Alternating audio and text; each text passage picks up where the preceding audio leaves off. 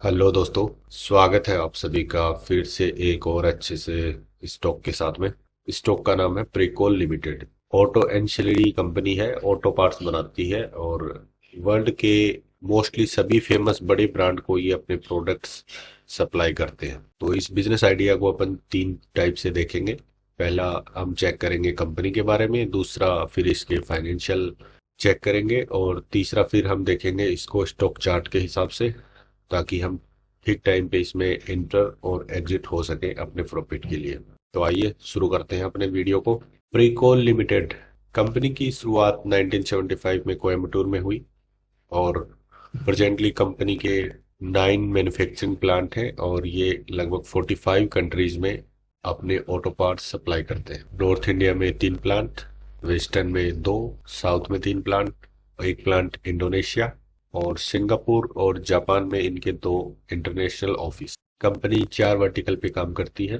पहला है driver information system and sensors. किसी भी व्हीकल में अलग अलग पार्ट्स से कुछ इंफॉर्मेशन गैदर करके ड्राइवर को वो इंफॉर्मेशन प्रोवाइड करने का काम जो सिस्टम करता है, उसमें पहला पार्ट होता है सेंसर और दूसरा पार्ट होता है इंस्ट्रूमेंट क्लस्टर जो ड्राइवर के सामने होता है। तो इसमें डिफरेंट टाइप के सिस्टम ये कंपनी बनाती है। दूसरा वर्टिकल देखें तो ये पंप एंड उससे रिलेटेड दूसरे प्रोडक्ट, जैसे किसी भी व्हीकल में फ्लूइड मैनेजमेंट के लिए जो पंप्स लगे होते हैं, ऑयल पंप, फ्यूल पंप या कुछ गाड़ियों में कूलेंट पंप भी होता है, तो ये इनका दूसरा सेगमेंट है। तीसरा सेगमेंट रहता है टेलीमेटिक्स का। जैसे हमें अपनी गाड़ी में कुछ भी अपडेट कराना है तो इस टाइप का एक प्रोडक्ट लगा रहता है, या सेंसर रिलेटेड कुछ भी इंफॉर्मेशन गैदर करनी हो या अपडेट करनी हो तो इसी से लैपटॉप या कंप्यूटर को कनेक्ट करके उनको अपडेट किया जाता है। एक ये वाला सेगमेंट हो गया।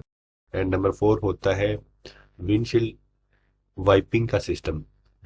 जो वाइपर लगे होते हैं गाड़ियों में, उनको ऑपरेट करने के जो सिस्टम होते हैं, ये इनका फोर्थ सेगमेंट है। यदि अपन जाए व्हीकल सेगमेंट वाइज तो 2 wheeler, 3 wheeler, car, tractor, of road vehicles, commercial vehicle और इंडस्ट्रियल। इंडस्ट्रियल में मेनली आते हैं अपने इंजन सिस्टम। तो इन 7 सेगमेंट को ये कैटर करते हैं अपने प्रोडक्ट के जरिए। प्रोडक्ट पोर्टफोलियो इनका बहुत बड़ा है।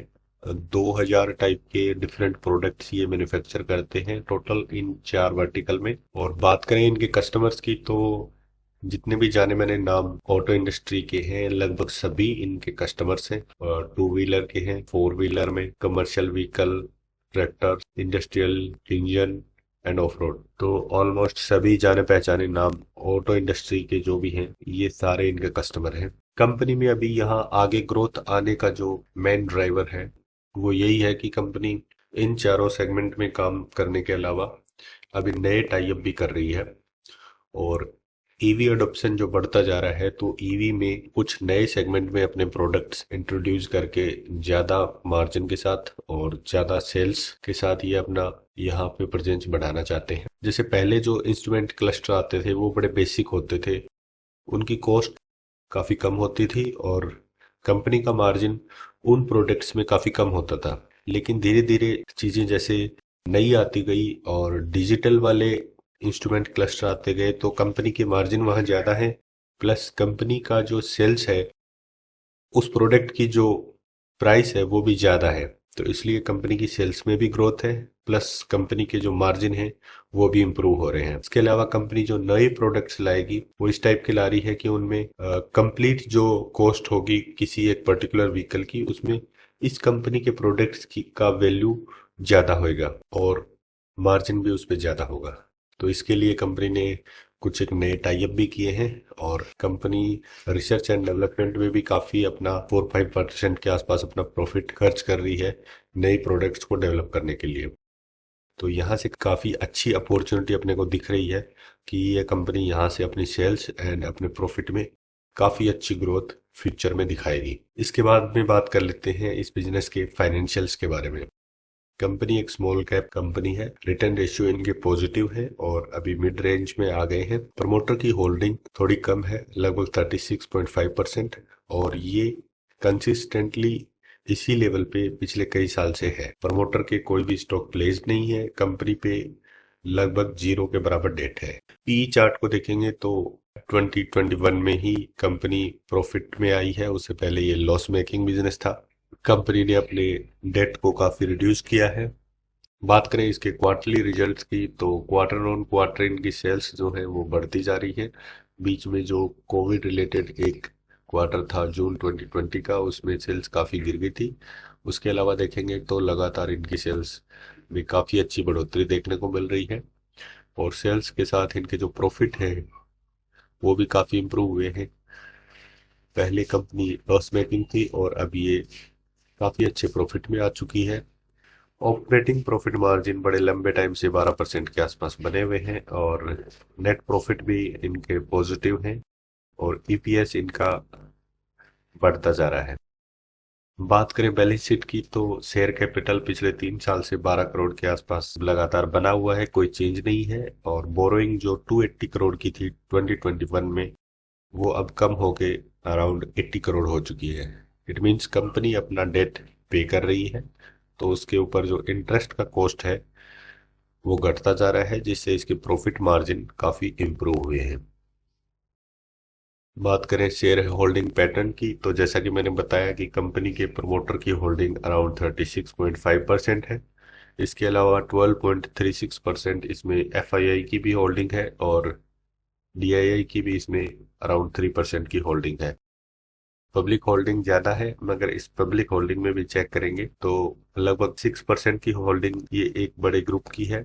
इसके अलावा भी काफ़ी अदर होल्डिंग भी ऐसी है जो रिटेल इन्वेस्टर की ना हो के किसी बड़े फंड या बड़े ग्रुप्स की, तो पब्लिक होल्डिंग बहुत ज़्यादा नहीं है। तो बिजनेस स्टोरी एंड इसके फाइनेंशियल दोनों चीज़ें देखने के बाद हमें ये समझ में आता है कि कंपनी इन्वेस्टमेंट करने लायक है। और इसमें इन्वेस्टमेंट कब और कैसे करना चाहिए ये जानने के लिए अब देखते हैं इसके स्टॉक चार्ट। तो प्रिकॉल के स्टॉक चार्ट को यदि हम वीकली कैंडल के साथ देखें, पिछले 2 साल से ये अप ट्रेंड में बना हुआ है और अराउंड 30 के लेवल से स्टॉक 200 के लेवल तक लगभग 7x ऑलरेडी हो चुका है। अभी स्टॉक ऑल टाइम हाई पे है और अपने की moving average 50 day moving average and 200 day moving average दोनों के ऊपर ट्रेड कर रहा है।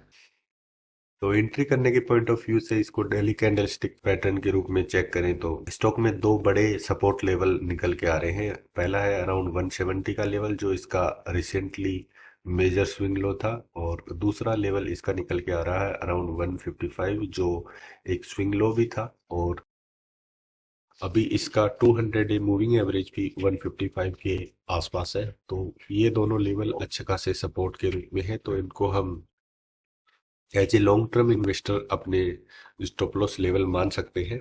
और यदि स्टॉक अपने इन स्टॉप लॉस से नीचे आता है तो इसका ट्रेंड चेंज हो जाएगा। जो ये अप ट्रेंड नजर आ रहा है ये डाउन ट्रेंड में कन्वर्ट हो जाएगा। तो यदि हम इसको देखें इन्वेस्टमेंट के हिसाब से तो हमें फॉलो करने होंगे ये दोनों स्टॉप लॉस लेवल।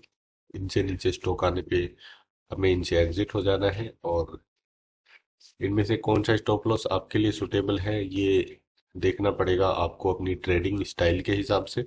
यदि आप शॉर्ट टू मीडियम टर्म में स्टॉक को लेना चाहें तो आपके लिए 170 का स्टॉप लॉस ठीक रहेगा। और यदि आप हैं एक्स्ट्रा लॉन्ग टर्म इन्वेस्टर तो आपके लिए ये 155 का लेवल जो है ये वाला स्टॉप लॉस ठीक रहेगा। और यदि आप दोनों को कंसिडर करना चाहें तो आप 50% इसी स्टॉप लॉस पे एग्जिट हो सकते हैं और बचा हुआ 50% इस पे।